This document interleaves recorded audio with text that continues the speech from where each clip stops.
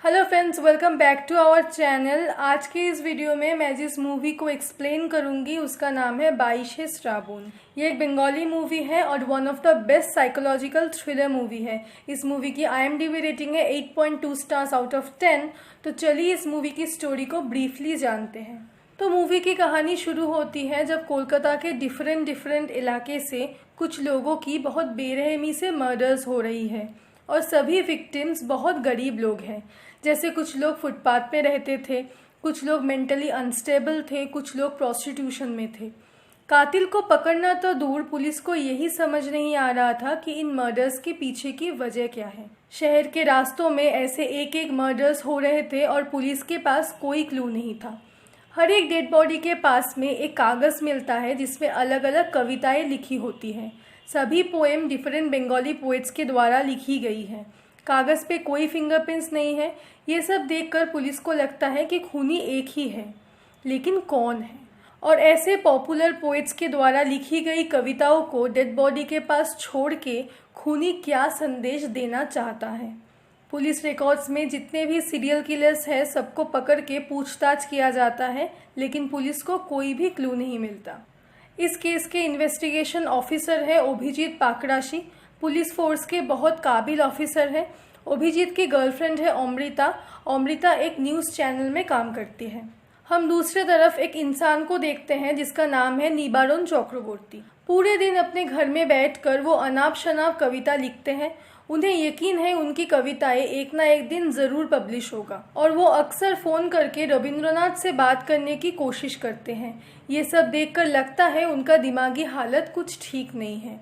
रात में अक्सर वो घर से बाहर निकल जाते हैं। यहाँ 8 महीने बीत जाते हैं और अभिजीत इस केस को सॉल्व नहीं कर पा रहे थे।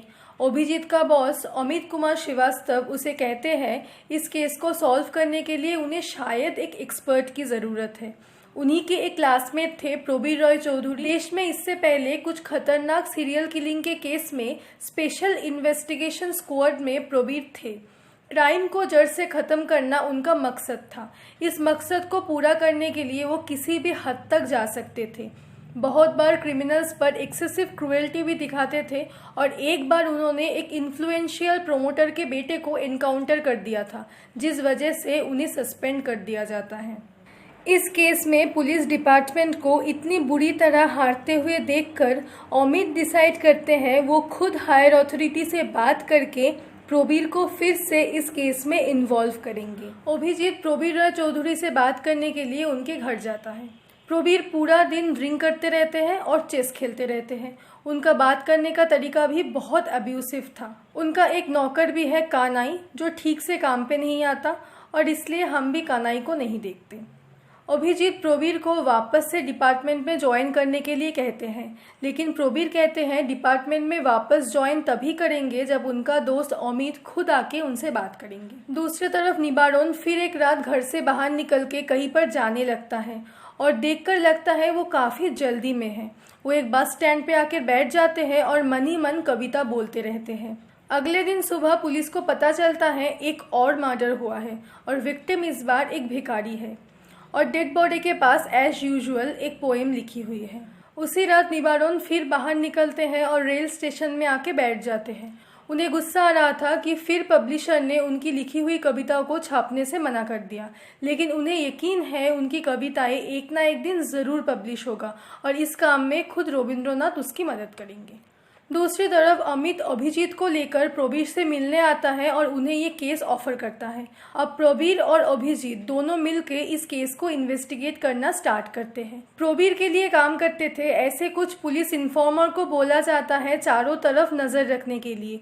खूनी और पोइट्री के बीच में क्या रिलेशन है इसके बारे में जानने के लिए प्रबीर कहते हैं लाइब्रेरी से कुछ बुक्स लाकर बंगाली पोएट्स के बारे में डिटेल में स्टडी करने की ज़रूरत है। स्पेशली जिन जिन पोएट्स के द्वारा लिखी कविताओं को डेड बॉडी के पास में से मिला है उनके बारे में डिटेल में जानने की ज़रूरत है। 60s के दशक में बंगाल में हंग्रियलिस्ट मूवमेंट शुरू हुआ था, जिस मूवमेंट में कुछ बंगाली पोइट्स ने अपने पोएम के माध्यम से गवर्नमेंट को क्रिटिसाइज़ करते थे। कुछ पोइट्स को जेल में डाला गया, उनके द्वारा लिखी कविताओं को भी बैंड कर दिया गया। एक दिन एक कैफे में बैठकर प्रोबीर और अभिजीत ये सभी डिस्कस कर रहे थे। प्रोबीर सडनली अभिजीत से पूछता है पोएट जीवनानंद दाश की मौत कैसे और कब हुई थी। अभिजीत कहते हैं ट्राम एक्सीडेंट में 22 अक्टूबर को। अचानक दोनों के दिमाग में स्ट्राइक करता है 22 अक्टूबर को ही एक खून हुआ था। बॉडी के पास में जो पोएट्री लिखी हुई थी वो भी जीवनानंद दाश की ही थी। दोनों को अब पूरा खेल समझ में आ जाता है। असल में जिन जिन डेट्स में मर्डर्स होते हैं उन डेट्स में किसी न किसी बंगाली पोएट्स की मौत हुई थी और उसी पोएट के द्वारा लिखी एक कविता को खूनी डेड बॉडी के पास में छोड़ के जाता है। मतलब कि 22 अक्टूबर को पोएट जीवनानंद दाश की डेथ हुई थी।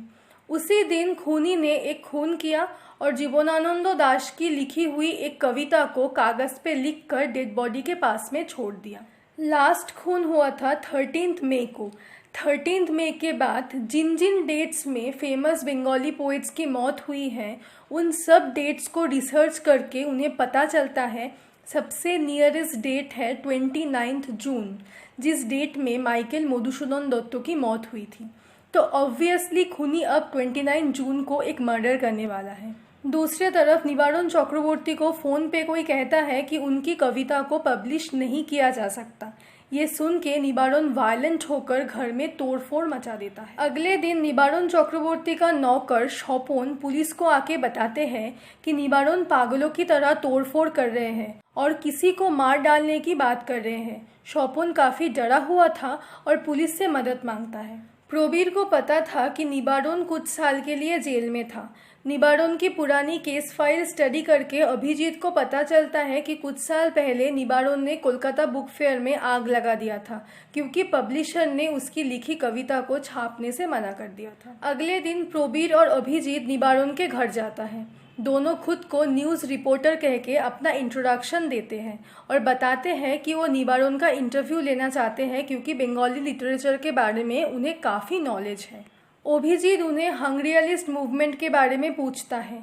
निबारण की बातों से लगता है वो खुद को हंग्रियलिस्ट मूवमेंट का पार्ट समझते हैं। समाज को बदलना उनका मकसद है। सिस्टम जब तक नहीं बदलता तब तक वो अपनी तरीके से विरोध करेंगे।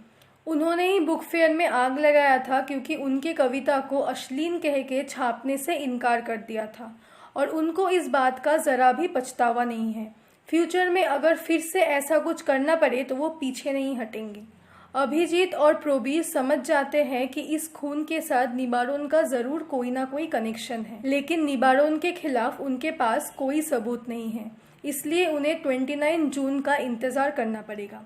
एज़ यूजुअल 29 जून रात को दोनों निबारण के घर जाते हैं उसे रंगे हाथों पकड़ने के लिए, लेकिन घर जाकर वो देखते हैं निबारण ने सुसाइड कर लिया। यानी कि 29 जून माइकल मधुसूदन दत्त की डेथ एनिवर्सरी के दिन निबारण ने और किसी की नहीं खुद की ही जान ले ली। एज़ यूजुअल डेड बॉडी के पास में माइकल मधुसूदन दत्त की लिखी एक कविता थी। सबको लगता है कि ये केस सॉल्व हो चुका है। एक दिन प्रोबीर कॉल करके अभिजीत को अपने घर बुलाता है एक ज़रूरी काम के लिए। घर पे जाके अभिजीत देखता है घर पे एक तीसरा इंसान भी मौजूद है। उस इंसान का नाम है रविंद्रनाथ मोइत्रो। एक छोटा सा प्रिंटिंग प्रेस चलाते हैं। एक केस के सिलसिले में उन्होंने प्रोबीर की कुछ हेल्प किया था। रविंद्रनाथ मोइत्रो के जाने के बाद प्रोबीर अपने नौकर कानाई को बुलाता है और पहली बार हम कानाई को देख पाते हैं। दोस्तों, कानाई और कोई नहीं निबारण चक्रवर्ती का नौकर स्वपन है। अभिजीत को कुछ समझ नहीं आ रहा था। प्रोबीर उससे पूछता है ये केस सॉल्व हो जाने के बाद भी क्या अभिजीत के मन में कोई डाउट है। अभिजीत कहता है 8 महीनों से उसे कोई भी क्लू नहीं मिल रहा था, लेकिन अचानक से ये केस सॉल्व हो गया। सही इंसान अहम वक्त पे पुलिस के पास खुद आकर सारी इन्फॉर्मेशन दे दिया। ये चीज़ उसे थोड़ी सी अजीब लगी। और एक बात है, प्रोबीर ने कहा था लाइब्रेरी से कुछ बंगाली कविता की किताब लेकर स्टडी करना पड़ेगा। प्रोबीर के द्वारा लाया गया इन किताब को पढ़ते वक्त अभिजीत देखता है इन सारे किताब को पिछले साल लाइब्रेरी से लाया गया है, लेकिन प्रोबीर ने इस केस को इन्वेस्टिगेशन करना स्टार्ट किया है इसी साल। इसी बीच कानाई ड्रिंक लेके आता है। प्रोबीर कहते हैं सारे सवाल का जवाब वो एकदम शुरू से देंगे। प्रोबीर का मकसद था क्राइम को ख़त्म करना और इसलिए वो किसी भी हद तक जा सकते थे। क्रिमिनल कितना भी इन्फ्लुएंशियल हो वो पीछे नहीं हटते थे। एक दिन रात को पुलिस स्टेशन से घर आके प्रोबीर देखता है उनकी वाइफ और बेटे का किसी ने खून कर दिया। अपने दर्द को उन्होंने छुपा के रखा। वो कमज़ोर नहीं थे।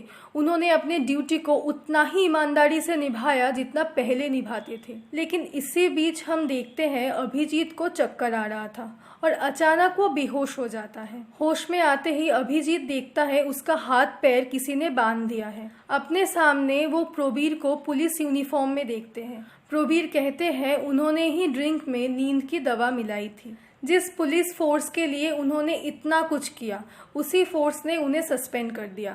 और किस लिए किया? क्योंकि उन्होंने एक क्रिमिनल का इनकाउंटर किया था। तब से उन्होंने ये ठान लिया कुछ ऐसा करेंगे कि पुलिस फोर्स मजबूर होकर उनसे मदद मांगी। सीरियल किलिंग को छोड़ के उनके पास और कोई चारा नहीं था। निबारोन चक्रवर्ती के केस के बारे में उन्हें पहले से पता ही था।